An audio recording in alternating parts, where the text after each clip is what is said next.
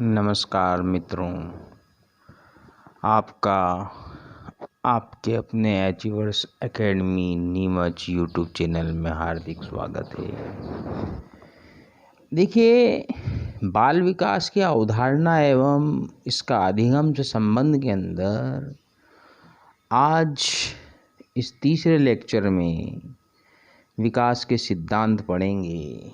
मित्रों, उस विकास के सिद्धांत को थोड़ा सा अधिक रूप में यहाँ प्रस्तुत किया जा रहा है। अभिवृद्धि एवं विकास का सिद्धांत,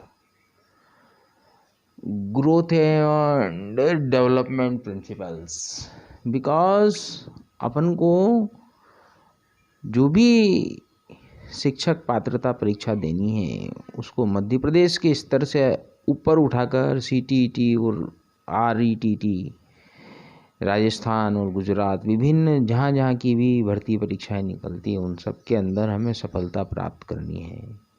मुख्यतः आपका लक्ष्य CTET होना चाहिए। जो केंद्रीय विद्यालय, नवोदय विद्यालय में आपकी एकेडमी से कई छात्र छात्राएं केंद्रीय विद्यालय में लगे हैं। अभी रिसेंटली पिछली भर्ती में रेहाना मंसूरी जो लगी हैं, आप स्वयं भी उनका एक उदाहरण ले सकते हैं। चलिए इसी सिलसिले को अपन आगे बढ़ाते हैं और आज के महत्वपूर्ण 10 प्रश्नों की श्रृंखला में पहली स्लाइड में आपके सामने 5 प्रश्न रखे हुए हैं दोस्तों। सबसे पहला प्रश्न है, सिफेलोकोडल कौन सी अवस्था है या किसे कहते हैं? प्रॉक्सिमा डिस्टल किसे कहते हैं?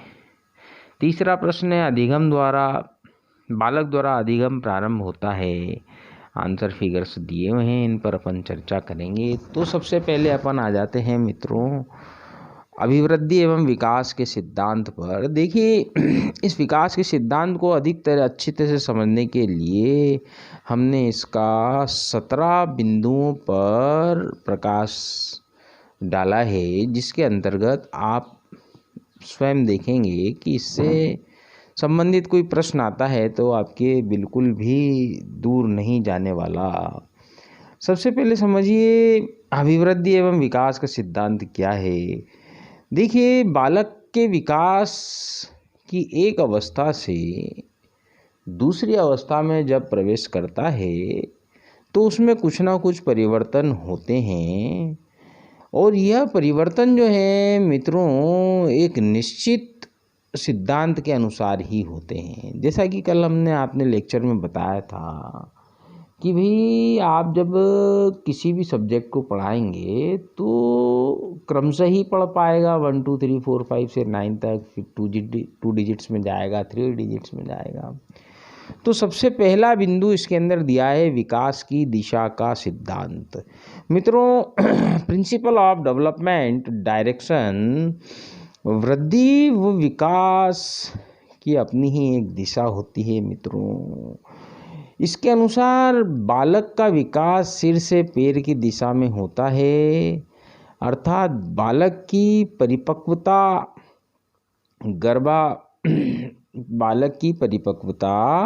गर्भाधान के बाद सिर से पैर की ओर होती है। देखिए, सबसे पहले मस्तिष्क का सिर का निर्माण होता है, उसके बाद निचले अंगों का निर्माण होता चला जाता है। जो एकेडमी की बाल विकास की क्लास में आप लोग बच्चे बैठे हैं उनको बहुत अच्छी तरह से बताया गया था, लेकिन कोई दिक्कत नहीं है, यहाँ पर भी आपको जो बताया जा रहा है पर्याप्त है। मतलब बालक की परिपक्वता गर्भाधान के बाद सिर से पैर की होती है। इस विकास को मस्तक बोधमुखी विकास एवं केंद्र से परिधि विकास कहते हैं। क्या कहा जाता है मित्रों? सिर से पैर की ओर के विकास को मस्तक बोधि विकास या केंद्र से परिधि विकास कहलाता है।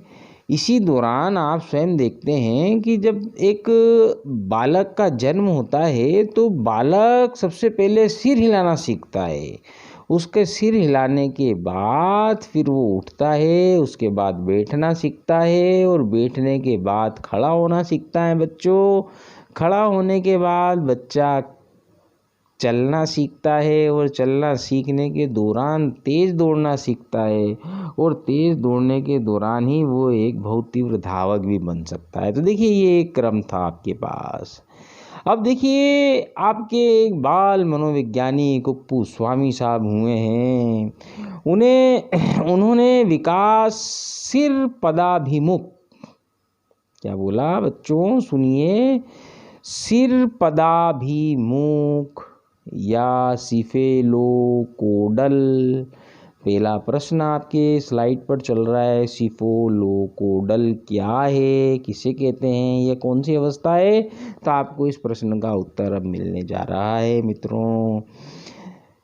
कुप्पू स्वामी साहब ने क्या कहा? विकासशील पदाभिमुख सिफेलोकोडल और समीप दूराभिमुख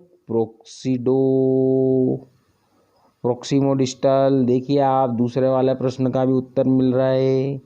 समीप दूराभिमुख प्रोक्सिमोडिस्टल क्रम में होता है। देखिए सिफेलोकोडल क्या होता है? विकास सिर से पैर की ओर होता है। यह सिफेलोकोडल या सिर पदाभिमुख कहलाता है। प्रोक्सिमोडिस्टल क्या होता है? इसमें बालक का विकास केंद्र से प्रारंभ होकर सिर की ओर जाता है।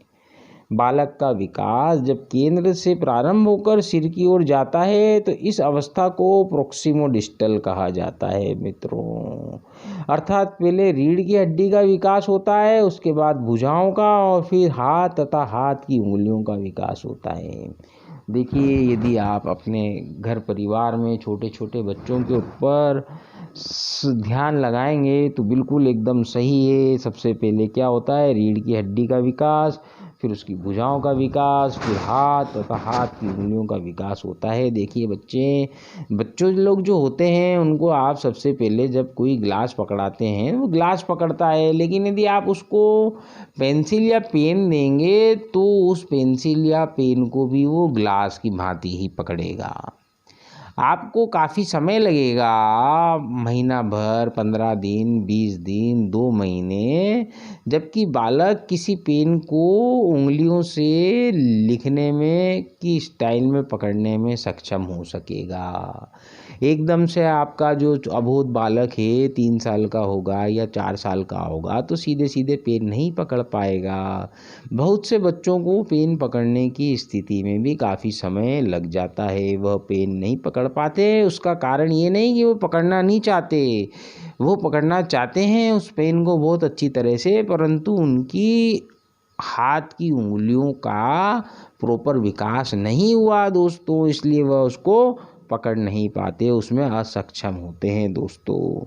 अब जो विकास की दिशा होती है, डायरेक्शन ऑफ डेवलपमेंट, सबसे पहले बच्चा पहले माह में सिर को उठाना सीखता है। क्या करता है? पहले माह में सिर को उठाना सीखता है। देखिए बच्चों बहुत ध्यान से सुनिए, ये जो आगे बताने जा रहा हूँ मैं अत्यंत महत्वपूर्ण बिंदु हैं। प्रथम माह में सिर को उठाता है, 3 माह में गतिशील वस्तु पर अपनी निगाहों का नियंत्रण करना सीखता है। आप उसके सामने किसी खिलौने को चलाना रख दो, चलता हुआ जाएगा तो वो 3 महीने की स्थिति में ही उसको सही ढंग से देख पाएगा। उसके पहले वो 1 महीने या 2 महीने का होगा जब नहीं देख पाएगा। 5वें माह में उसको जब आप सहारा देते हैं तो सहारा दे कर के आप बच्चे को बिठा सकते हैं। 6ठे और 7वें माह में वो बिना सहारे से बैठने लगता है। 7वां 8वें माह के अंदर क्या होता है, बच्चे सहारा लगा कर के खड़ा होना सीख लेते हैं। जैसे किसी टेबल को पकड़ लिया खड़े हो गए, कुर्सी को पकड़ लिया खड़े हो गए, या आप खड़े हुए हैं तो आपके पाँव को पकड़ के वो खड़े हो जाते हैं बच्चे। देखिए आपने ये सब अनुभव किया होगा। 9वें 10वें माह में वो बिना सहारा के खड़े होने लग जाते हैं। कितने प्यारे बच्चे लगते हैं वह, अपने आप जब खड़े होते देखना उनको देखते ही बनता है। देखिए बच्चों आपके घर परिवार में भी इस प्रकार के बच्चे हों तो आजकल मोबाइल नहीं है, ये वीडियो कैमरा है, उनकी वीडियो रिकॉर्डिंग रखें, फिर उनको दिखाएं, काफ़ी आनंदित होंगे।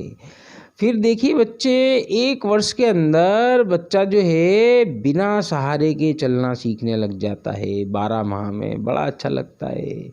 फिर 2 वर्ष के अंदर वो दौड़ना सीख जाता है और जो है अपने हाथों से टेढ़ी मेढ़ी लकीरें खींचने लग जाता है, वो तिरछा सब प्रकार से चलने लग जाता है। 3 से 4 साल में वो कूदने लग जाता है। ट्राई साइकिल, 3 पहियों वाली साइकिल उसको माता पिता दिला देते हैं। तो ये क्या था आपके पास विकास की दिशा, आप इसको अच्छी तरह याद रखेंगे। जो आपको सुना है आप स्लो मोशन में चला करके उसको नोट डाउन कर सकते हैं। नंबर दूसरा, वृद्धि एवं विकास की गति एवं दर एक सी नहीं रहती। देखिए 2 बच्चों का यदि कंपैरिजन किया जाए तो उन दोनों बच्चों के अंदर उनके विकास की गति एक समान नहीं रहती, आप सभी जानते हैं। अब इसको कुछ इस प्रकार से समझ सकते हैं कि विकास यूँ तो बराबर होता है किंतु इनकी गति हमेशा एक जैसी नहीं रहती, क्योंकि कोई बच्चा जो है शुरू में बहुत कुशाग्र बुद्धि का होता है, कुछ लेट हो सकता है। इसको आप देखिए इस प्रकार से भी समझ सकते हैं कि 2 बच्चे खाना खाने बैठे और खाना खाने के दौरान एक बच्चा बहुत तीव्र गति से खाता है, वो 4-5 मिनट के अंदर अपना खाना खा खुआ के पेट भर के उठ जाता है। लेकिन उसके साथ जो दूसरा बच्चा है वो जल्दी नहीं खा पाता, उसको 10 मिनट लगते हैं, लेकिन उठता तो वो भी पेट भर के ही है ना। तो जो आपके पास मेरा समझाने का ये मकसद था कि पेट तो दोनों का भरा, किंतु उनकी पेट भरने की गति सबकी अलग अलग हो गई। को यह उदाहरण 2 बच्चों का दिया था, किंतु यदि एक ही बच्चे की बात करें तो मित्रों शिशुआवस्था की शुरुआत में बच्चे की जो है तीव्र गति होती है, उसके बाद वो कुछ मंद हो जाती है, धीरे हो जाती है, लेकिन किशोरावस्था में प्रारंभ में इसकी गति पुनः तेज हो जाती है, परंतु इसके कुछ समय पश्चात वापस वो धीमी हो जाती है। इस प्रकार वृद्धि और विकास की गति में उतार चढ़ाव आते रहते हैं। एक पर्टिकुलर व्यक्ति की बात की जाए तो उसके अंदर ये है, और 2 बच्चों की बात की जाए तो भी यही है कि कोई बच्चे की जो है समान आयु वर्ग के बच्चे एक ही क्लास में पढ़ते हैं, लेकिन कुछ लंबे जल्दी हो जाते हैं, कुछ देर से होते हैं, लेकिन जब वो अपनी परिपक्वता प्राप्त करते हैं तो उनके अंदर बहुत कम अंतर रहता है, लेकिन जो है प्रारंभ में वह अंतर बहुत स्पष्ट नज़र आता है। फिर नंबर तीसरा आता है आपके पास मित्रों विकास क्रम का सिद्धांत। विकास क्रम का सिद्धांत देखिए आप स्लाइड के ऊपर नंबर 3 पर एरो बनाकर हमने इसको LSRW करके एक जो है डायरेक्ट याद रखने की पोजीशन में भी दिया है। LSRW, L for listening, S for speaking, R for reading, then W for writing. सबसे पहले बच्चा सुनता है, फिर बोलता है, उसके बाद वो पढ़ना सीखता है, उसके बाद बच्चा लिखने में सक्षम हो पाता है। यह सिद्धांत जो है बच्चों विकास क्रम का सिद्धांत है और इसे गामक एवं भाषा विकास एक निश्चित क्रम में होता है भी कहा जाता है। ठीक है बच्चों। नंबर 4 परस्पर संबंध का सिद्धांत, principle of mutual inter relations. इस सिद्धांत के अनुसार बालक के विकास के सभी स्वरूप शारीरिक, मानसिक, सामाजिक एवं संवेगात्मक एक दूसरे से परस्पर संबंधित होते हैं। मित्रों यह आप सभी जानते हैं। आपके जो बाल मनोवैज्ञानिक गैरिसन हैं उन्होंने ऐसा बताया है। उनका कथन है शरीर संबंधित दृष्टिकोण व्यक्ति के विभिन्न अंगों के विकास में सामंजस्य और परस्पर संबंध पर बल देते हैं। क्या बोला? शरीर संबंधी दृष्टिकोण व्यक्ति के विभिन्न अंगों के विकास में सामंजस्य और परस्पर संबंध पर बल देते हैं। ये स्टेटमेंट लिख करके आया था राजस्थान टेट की परीक्षा में और पूछा था यह कथन किसका है। तो मित्रों श्रीमान गैरिसन का यह कथन है। आप एक चीज़ और जानते होंगे कि एक लोकोक्ति कहावत है कि जो शरीर से स्वस्थ होता है उसका मानसिक स्तर भी अच्छा होता है और वह सामाजिक कार्यों में भी आगे होता है। देखिए बिल्कुल सही है, यदि कोई बच्चा बीमार पड़ता है तो वो कैसे उसका मानसिक विकास हो पाएगा।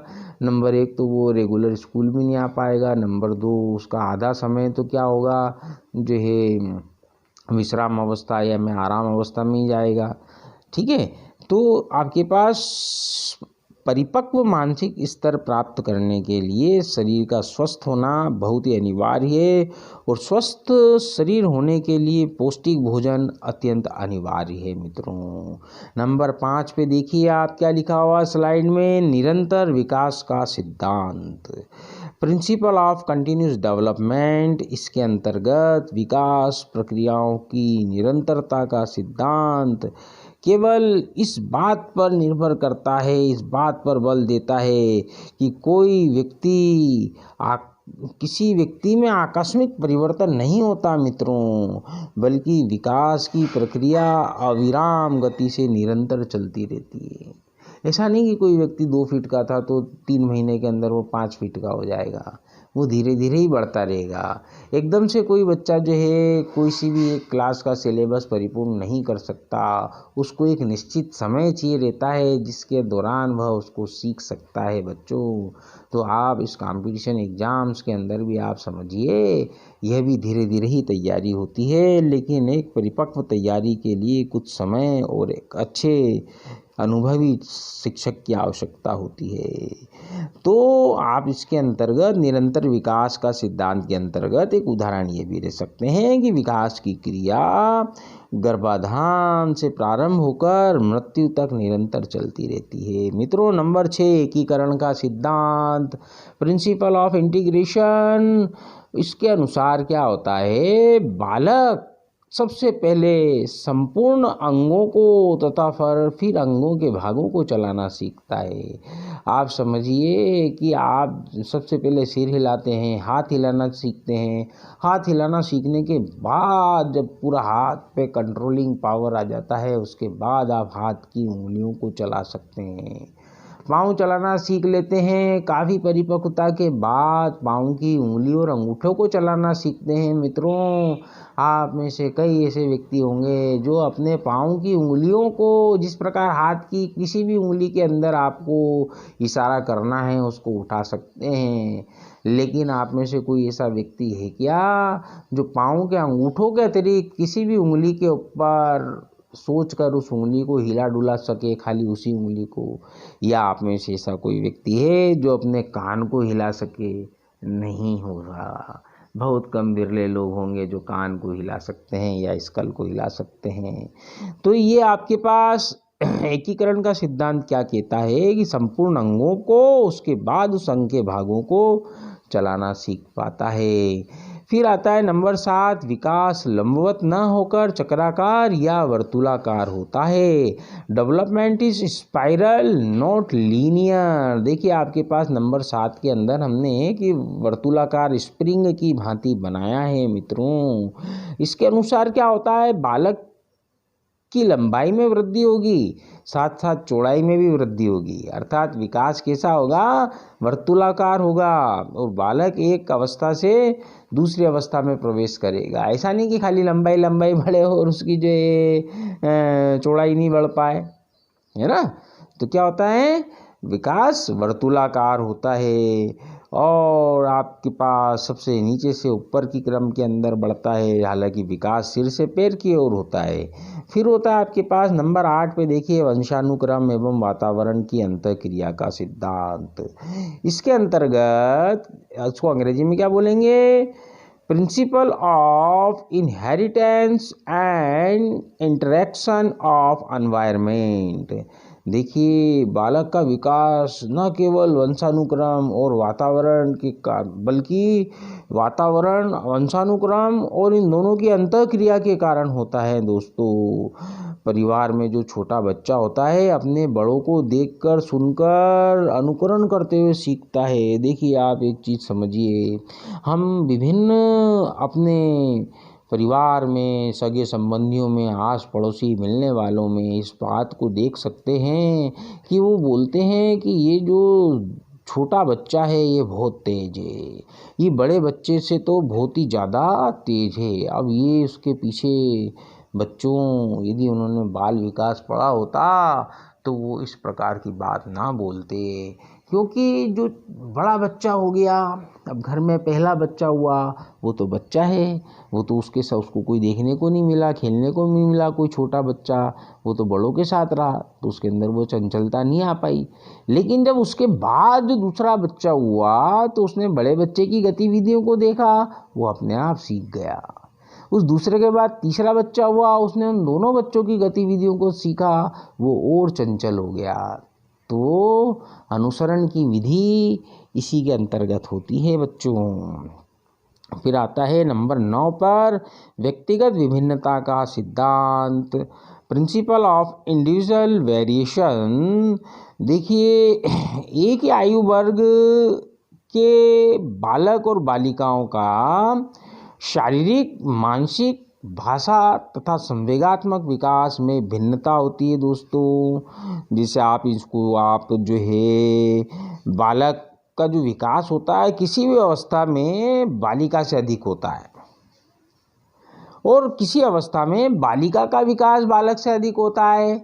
लेकिन इसको एक जो है पूरा कथन लिया जाए तो बालक का विकास बालिका से मतलब अधिक ही होता है। लेकिन किशोरावस्था का आते आते इसको हम आगे और अच्छी तरह से डिस्क्राइब करेंगे कि किसी अवस्था में बालिका का विकास तेज हो जाता है, किसी अवस्था में बालक का विकास तेज हो जाता है। ठीक है। और यदि कोई जुड़वा भाई बहन है तो उनके अंदर भी शारीरिक, संवेगात्मक और सामाजिक विभिन्नता अलग अलग होती है, रूप अलग होते हैं, नए नक्श अलग होते हैं। आप इस चीज़ को आप देख सकते हैं। देखिए, आप इसके अंदर आपकी स्लाइड में नंबर 3 वाला प्रश्न दिया हुआ है, बालक द्वारा अधिगम कब प्रारंभ होता है मित्रों? तो जो बालक का जो अधिगम प्रारंभ ऑप्शन फिगर में शिशुवावस्था, पूर्व बाल्यावस्था, मध्य बाल्यावस्था और उत्तर बाल्यावस्था। तो बालक का अधिगम मतलब क्या होता है? सीखने की प्रक्रिया। तो देखो यहाँ ऑप्शन फिगर के अंदर जो आपके पास दिया गया है अधिगम की प्रक्रिया कब प्रारंभ होती है, तो यहाँ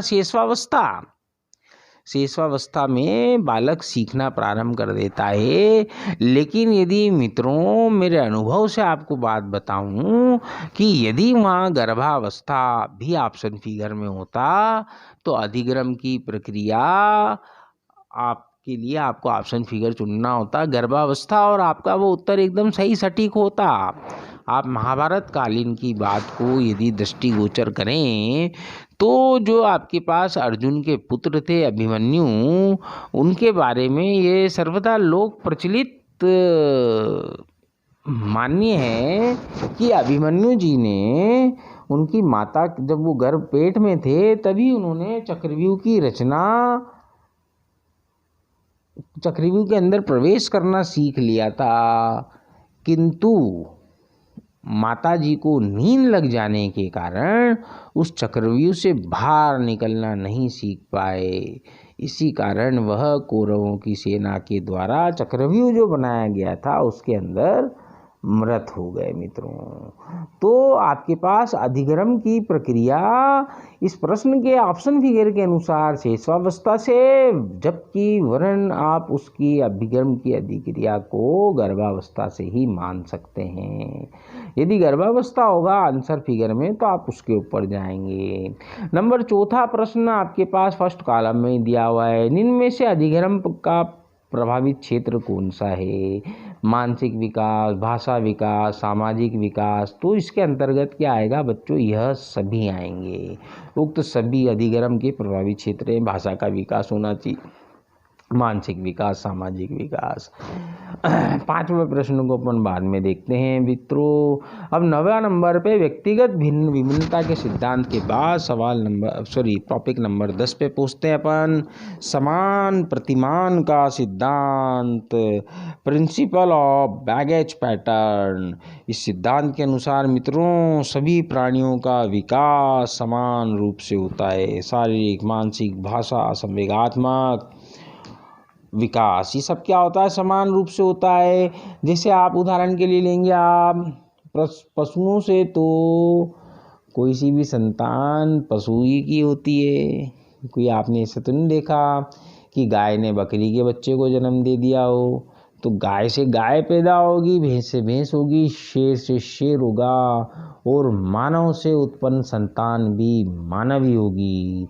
ये है आपके पास समान प्रतिमान का सिद्धांत। एक और चीज को उदाहरण ये ले सकते हैं आप कि गरीब परिवार का बालक भी चलना सीखने से पहले घुटने चलना सीखता है और अमीर परिवार का बालक भी चलने से पहले घुटनों के बल पर ही चलना सीखता है। भले उनके माता पिता उनके लिए कोई अच्छे अच्छे खिलौने डायरेक्ट खड़े होकर के चलने वाला भी सीखने को ले आए तो भी वह घुटने के बल ही चलेगा। मित्रों, प्रकृति ने जो नियम बनाया है उसमें किसी का हस्तक्षेप नहीं है। नंबर 11 पे आ जाइए, समान प्रतिमान का सिद्धांत। अब समान प्रतिमान का सिद्धांत या development of proceed from generals of specific response. इसके अनुसार बालक पहले सामान्य क्रियाएं करता है, उसके बाद विशिष्ट क्रिया करता है। देखिए क्या होता है इसके अंतर्गत, सबसे पहले बालक जो होता है अनुभव काय का उत्तेजना का अनुभव करता है, उसके बाद संवेग को प्रकट करता है। जैसे आपने बालक को गोदी में लिया और उसको थोड़ा सा आँख दिखा दी तो बच्चा एकदम उत्तेजना स्वरूप क्या हो जाएगा, डर जाएगा, उसके बाद वो रोने लग जाएगा। या बच्चे को हल्का सा आपने एक इशारा किया, एक थप्पड़ का इशारा, तो उसमें वो क्या हो जाएगा, डर जाएगा, फिर रोने लग जाएगा। ठीक है बच्चों, तो बचपन में उसके रोने का तरीका अलग होता है, उसके बाद थोड़ा बड़ा होता है तो अलग होता है, और उससे बड़ा होता है तो अलग होता है। देखिए इसका एक उदाहरण आप क्या ले सकते हैं कि एक बच्चा है, आप उसको 4 जनों के बीच में कुछ बोल देते हैं, अब बच्चे को बात अच्छी नहीं लगी तो वहीं रोना चालू कर देगा। यहीं इससे थोड़ा बड़ा बच्चा हुआ तो वो रोएगा नहीं, उसका मन सेट हो जाएगा, और बड़ा हुआ होगा तो वो क्या होगा, वो चुपचाप रहेगा, कुछ बोलेगा नहीं, एक्सप्रेशन ऊपर नहीं आने देगा। तो ये क्या है, सामान्य से विशिष्ट क्रियाओं का सिद्धांत है दोस्तों। अब 12वां वाले पे आते हैं, प्रारंभिक वर्षों में तेज विकास का सिद्धांत। प्रारंभिक वर्षों में तेज विकास का सिद्धांत, principle of fast development in early years. जीवन के प्रारंभिक वर्षों में विकास अधिक तेजी से होता है, यह हम सभी देखते हैं। शेषवावस्था में वृद्धि और विकास तेज से होता है, फिर धीरे धीरे बढ़ने लगता है। नंबर आप 13 देखिए, संचय और पुनरावृत्ति का सिद्धांत। Principle of cumulative and recapitulate. इसके अंतर्गत क्या होता है कि विकास संचयी होता है और इसकी पुनरावृत्ति होती रहती है। मतलब संचय का अर्थ क्या होता है, ऐड करना या जोड़ना। देखिए शिशुअवस्था में जो आत्म प्रेम होता है वो किशोरावस्था में भी देखा जाता है। शिशुअवस्था जो होती है उसमें बालक कल्पना जगत का विचरण करता रहता है, और जब वापस से किशोरावस्था में आता है तब भी उसकी कल्पना जगत का विचरण करते हुए देखा जा सकता है, क्योंकि यह कल्पना काल भी कहलाता है। बालक का बोला गया पहला शब्द और रखा गया पहला कदम पूर्व के निरंतर विकास कार्यों की संचयी प्रगति होता है। मित्रों आप इसको समझिए अच्छी तरह, अपने हिसाब से भी आप अपने एग्जाम्पल इसमें ऐड कर सकते हैं। नंबर 14 पर आता है इसके अंदर मित्रों, विकास की भविष्यवाणी का सिद्धांत। Principle of development prediction. आपने कहावत सुनी होगी, पूत के पांव पालने में दिख जाते हैं। तो इसके अनुसार ही जो बालक का विकास होता है उसे देख कर के उसके बारे में भविष्यवाणी की जा सकती है।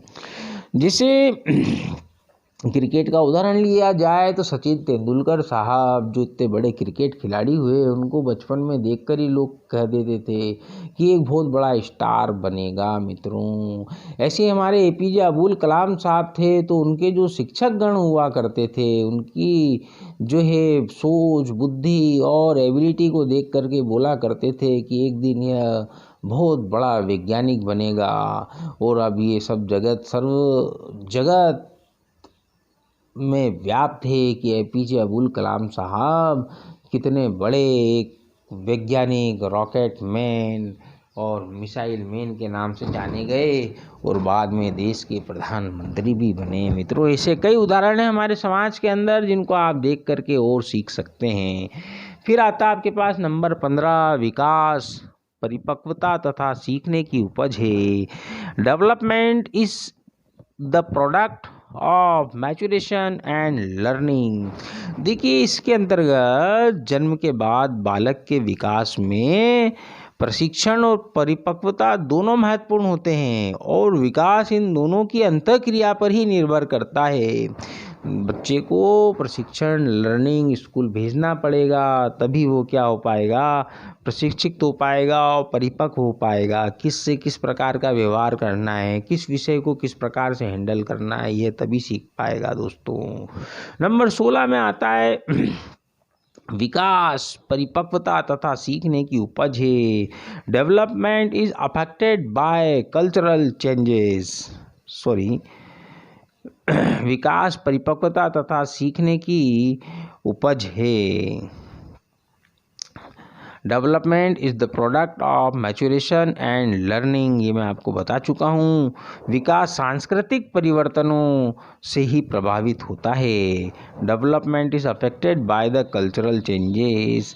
बालक का विकास सांस्कृतिक परिवर्तन के अनुसार प्रभावित होता है, ये बात आप देख सकते हैं। जो संस्कृति होती है, संस्कृति की उन्नति बालक के विकास में उसके मात्रात्मक गुणों का विकास करती है। देखिए, ये प्रश्न आपके CTET के अंदर पूछा गया है कि संस्कृति की उन्नति बालक के विकास में उसके मात्रात्मक गुणों का विकास करती है। तो किसका, उसके प्रश्न था संस्कृति की उन्नति बालक के विकास में किस गुणों का विकास करती है, तो आंसर फिगर में आएगा मात्रात्मक गुणों का। देखिए, हमें बता रहे हैं हमारे पड़ोस में बैठे हुए एक सर कि ये MPTET के अंदर भी आ चुका है 2007 वाली परीक्षा में। इसका अंतिम बिंदु, विकास की आरंभिक बुनियाद महत्वपूर्ण है। Initial foundation of development is important. विकास की जो आरंभिक नींव होती है वो बहुत ही महत्वपूर्ण होती है। उसमें बालक की अभिवृत्ति, आदतें एवं व्यवहार का जो प्रारूप आरंभिक वर्षों में विकसित होता है, वही आने वाले वर्षों में व्यक्ति के जीवन के समायोजन को निश्चित करता है। क्या मित्रों, जो बच्चों का आरंभिक अभिवृत्ति, आदतें और व्यवहार का जो प्रारूप है और जो विकसित होता है, वही आने वाले वर्षों के अंदर समायोजन को निश्चित करता है। ठीक है मित्रों, यह थी अभिवृत्ति एवं विकास का सिद्धांत। आशा है आपको ये काफ़ी उपयोगी सिद्ध होगा। इसको आप सुनिए, पढ़िए और देखिए अंतिम प्रश्न नंबर 5 जो इसके अंदर लिखा हुआ है इस स्लाइड में, अधिगम प्रक्रिया का महत्वपूर्ण पहलू है अमूर्त सोच, बी वाला अर्थ निकालना, सी वाला है विवेचन कार्य करना। तो मित्रों, इसका आंसर है all of this, all of above. अधिगम प्रक्रिया का महत्वपूर्ण पहलू अमूर्त सोच, अर्थ निकालना तथा विवेचन कार्य। मित्रों, आपने अभी तक अपने एकेडमी के चैनल को सब्सक्राइब नहीं किया है तो आप भी सब्सक्राइब करें और अपने मित्रों से भी सब्सक्राइब करवाएं। उस चैनल को भारत का नंबर 1 चैनल बनाने में अपनी हर संभव मदद करें। धन्यवाद।